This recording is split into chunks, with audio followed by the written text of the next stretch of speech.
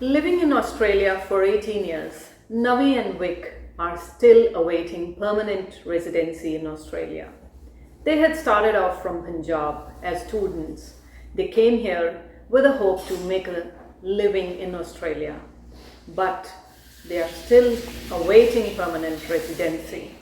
So, we'll talk to Navi and Vic. Tell us something about yourself, Navi and Vic. My name is Navi. I came here in 2007 I came here in 2007 as a student visa. I came here in TAFE as a cookery student, which going to lead me to a permanent residence in Australia. This been my dream. What I was thinking that I would be able to complete my study in 2 years, and then work visa, and then permanent residency. The process, we never thought that it's going to take this long, and it's been 18 years near about 18 years since we've been here. I'm Vic, and I reached Australia 2006 as a student in Carrick in Sydney, and in cookery, and I've done my half course and just dropped it down because of some issues, and then we got married in 2008 in Sydney.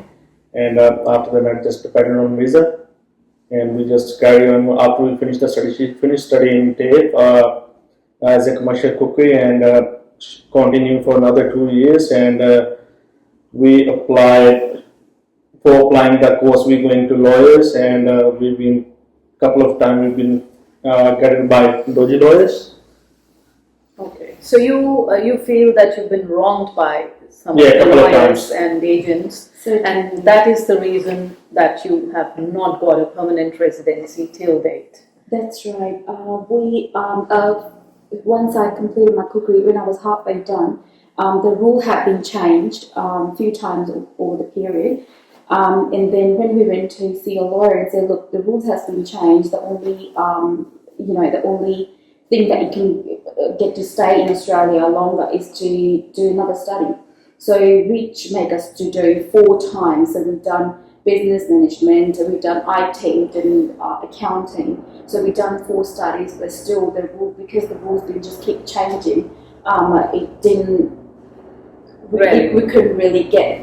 We had trouble building up the application, and then we found a friend who take us to a lawyer, which committed to get us permanent residence on the basis of commercial cookery.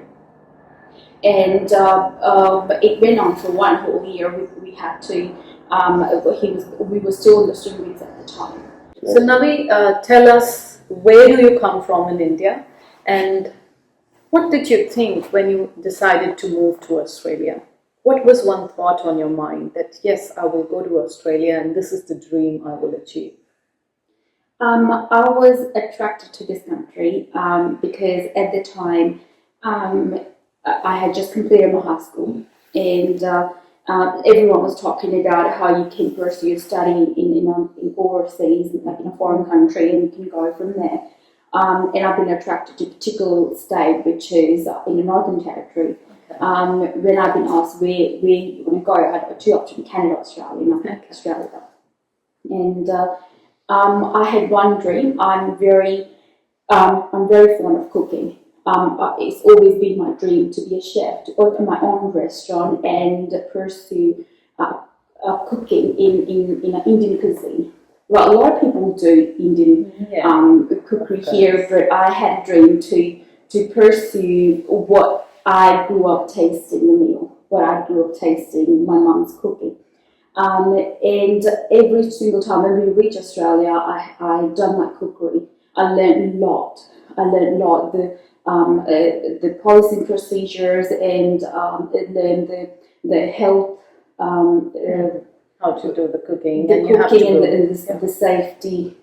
So how old were you, Navi, when you came to Australia? I had just turned 18 when I came to Australia. Very excited that I can be a part of the Australian community. I can do so much. I have so much to offer to Australia. And I came here as a dream to open my own restaurant, to bring my own culture, my own Indian taste to Australia, to make them understand what actually the Indian taste is. So what do you like about Australia? Everything. Every little thing. I like the culture. I like how friendly they are. I like how many opportunities they offer to people. Yeah. I like the education system as well. And since the first day I arrived in Australia, I didn't have any family or friends to support me. And I find myself in a train station, don't know where to go. And then I just approach a random person and they were very happy to help me. That's what I like about Australia. That's great. So which state are you living now in Australia, and which all cities did you live in this 18 years period? I came here in Sydney. I came in a countryside Sydney, which is Ingleburn, and then I lived there for 2 weeks, and then I moved to Parramatta, which is the where most Indian people lived. And then we actually lived in a different part of Australia, in Sydney, because we had to move one place to another just for a work basis. We lived in Yaguna. We lived in Rose Hill, Harris Park. We live in Campbelltown. We live in Liverpool. So many suburbs of Sydney. And in 2017, when we were struggling to get a sponsorship, we decided to have our own restaurant. A lot of people were asking for money, which we like, though it's very unfair, as we know how to cook, we know we have a talent. Why do we still have to give so much money? We spend so much money in a school to learn cooking, as everyone knows that we pay about 10 times more than a domestic student, being an international student. Then me and my husband decided to come to South Australia. And we found the restaurant in Goolwa. And then in February 2017, we moved here and then opened a restaurant in March in Goolwa. Yeah. Okay. And since then, we've been living here. Right, Navi. So I would come back to your issue, which is that you're still awaiting permanent residency. Please tell us something about the petition which you have started, and how many signatures have you got till now? You have managed to get, right? And so how many signatures have you managed to get till now? And what exactly is the problem? Well, for the very first time, we lodged a petition on change.org. Was in 2020. That was the very first time. In 2019, we had applied for ministerial intervention, which I lodged on my own without any lawyer's help. Then, as I was looking for another avenue, thinking what else can be done to get minister's attention, then it just came to me. One of my restaurant customers told me that this is what you can do. So I thought, yeah, why not? So I lodged a petition in 2020, and since then I've been pursuing. I managed to get about 1,300 signs within a 2 years' time, which was mainly a Google community that gave me the signs. And since 2020 and 2022, we have lodged another 2 ministerial intervention. The first one, when we was really struggling, we got the refusal from minister's intervention. The very first one, we got refusal, and we went to say migration solution, and they say my application is quite strong. And my application comes under the guidelines of ministerial intervention because I've been through a lot, been staying here for a long time, doing a business. This is exactly what they need. And so they lodged another ministerial intervention, which again refused exactly after 1 year. And by that time, due to my visa situation, I had to close my restaurant, which I was running for 4.5 years. We were running for 4.5 years.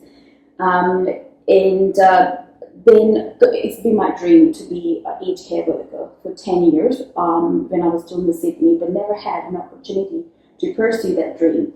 When the opportunity finally arose, because at the time there was an aged care worker shortage, I'd been approached by one of the persons that work in SDA Healthcare, and I thought, yeah, why not? I just go with it.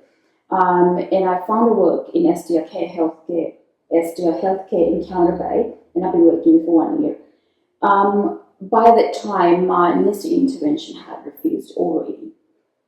And when I went to see my lawyer again and asked what's the reason, you were so sure that I will be able to get the visa because everything come under guidelines and this is exactly what they need.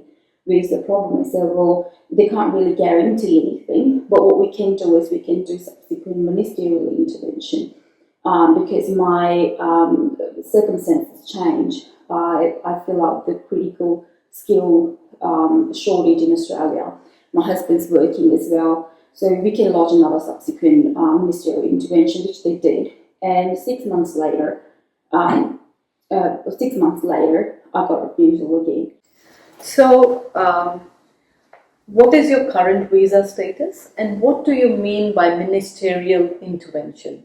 We have bridging visa A, which going to be expired on 30th of September.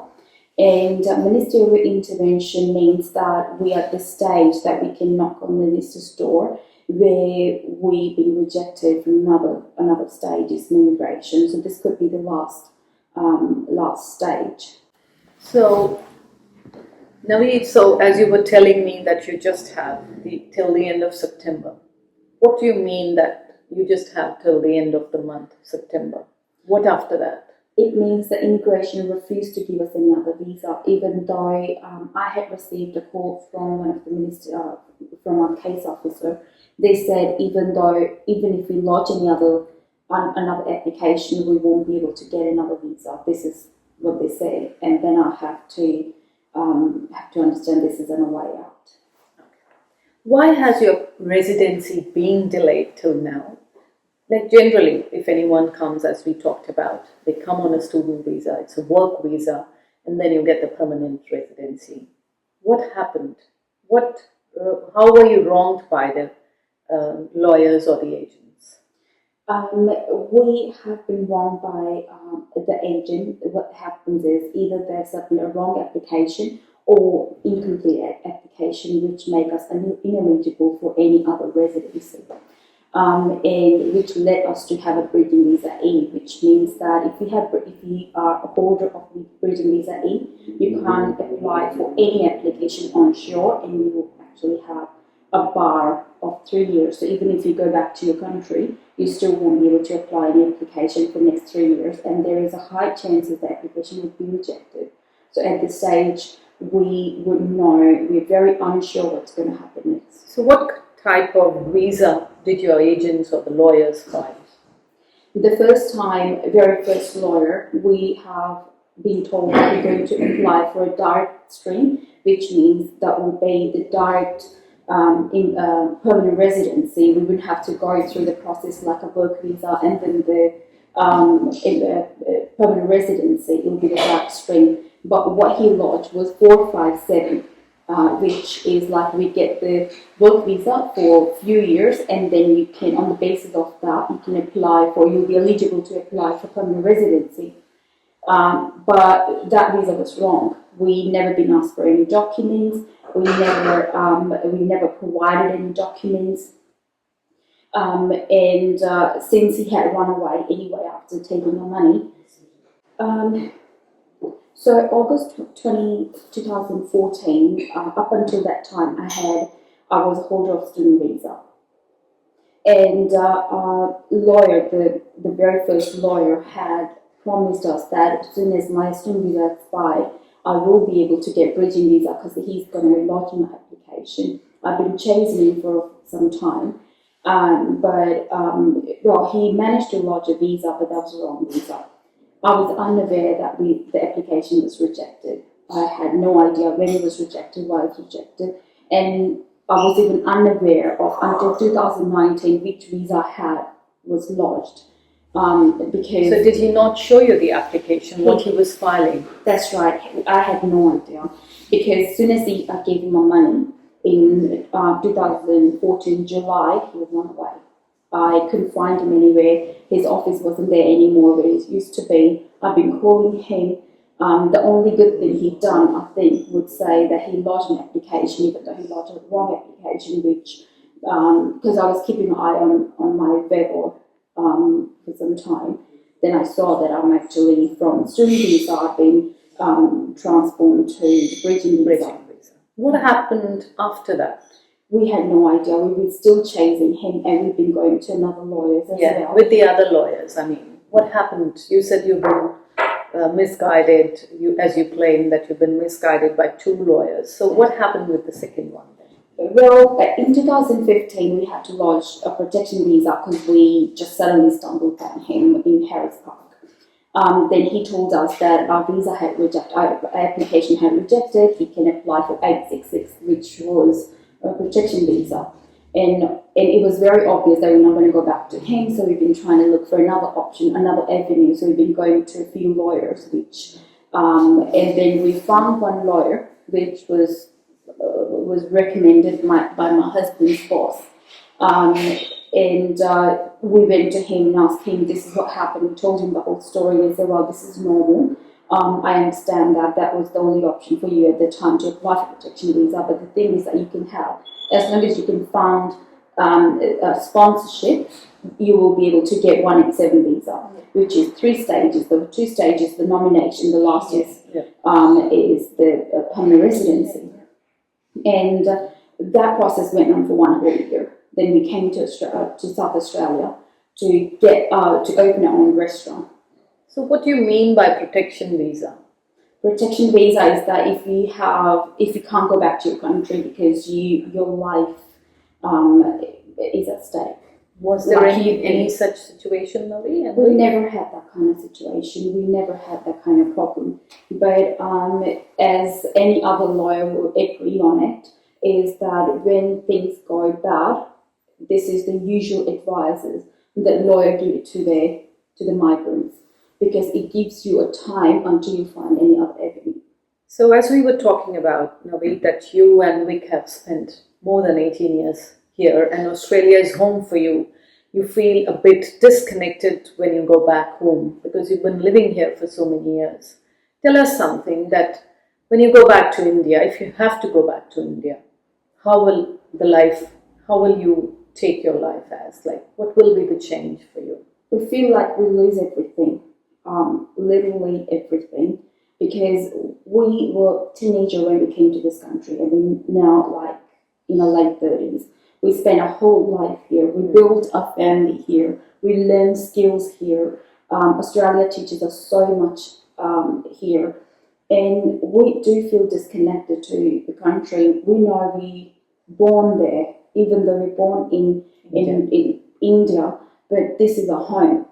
We have a family. Australia teaches how we do hard work. Yes. But when we come out there, we just are kids, and after then we know how to earn money. Yep. And we build our own house, but little ones, and we rescue a lot of pets, a lot of animals from RSPCA shelters. Okay. So it's about 29-30 animals we already rescued. Okay. And they're still within us, they are like us kids, and because of stress, she got miscarriages. So I was coming to that, Navi. What do you feel that this uncertainty that you may have to go back to India and the status of your visa is still not sure? How is it affecting you mentally? When we live in a day-to-day life, being very uncertain that what's going to happen the next moment, we have no idea how to go by. It feels like we are breathing, but we're not living, is what we feel. We have a life here, we make friends here. We are working, but it doesn't feel like we are living. Because as soon as we decided, okay, we're going to do what we decided, okay, how about we take a part in a Commonwealth Games? How about we pursue a career which we wanted to do all the time?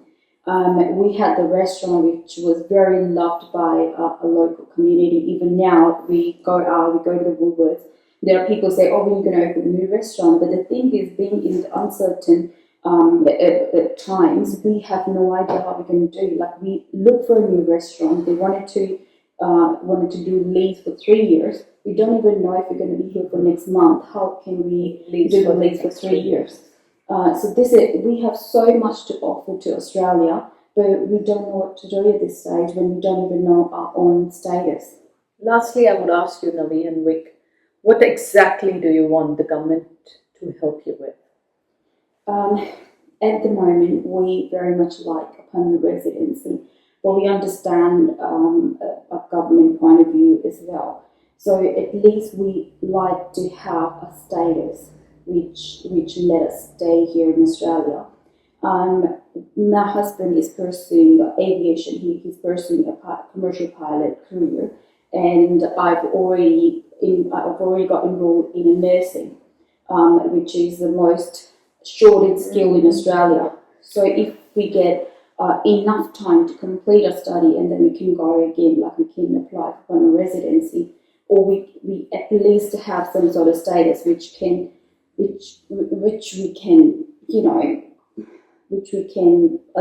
allow us to apply for permanent residency. Yeah, I'm already active member for RAAUS, that's aviation membership. But I already done my 6 to 7 hours, but I can't keep continuing because a lot of stress. Because for flying things, you have to have a proper focus, which one I can't do it. So I have to stop the study and keep missing my lessons. But it's not just one point, that's a 4 to 6 year graduation, something like that. So I have to finish all to go reach in the point. I'm already 36. I don't know. Because of status, we keep losing time and we can't reach anywhere. And we are active member for Rotary Club from the last 5 years. And in the COVID periods, from when we have a restaurant, we giving a free meals to people as they need it. So as much we can, we do always. So you've been doing community work? Oh, we always do. We love to do For 18 years, we actually sponsoring 2 kids from bundles as well. They are orphanages. They're often, so we are sponsoring them. So we're paying them every 2 years. We've been paying them for 3 years, but every month we've been paying them money so they can actually have enough money for their health, for their study, for the basic needs. And then we giving a donations to RSPCAs as well for the shelters. So we're doing. So if we're getting anything from community, we're giving them back as well. So here we were talking to Navi and Vic, who are pleading to the Australian government to have a lenient view on their visa status, and they are requesting if they can be allowed to stay back in Australia as their visa date comes to an end by September end. Thank you for talking with us. Thank you.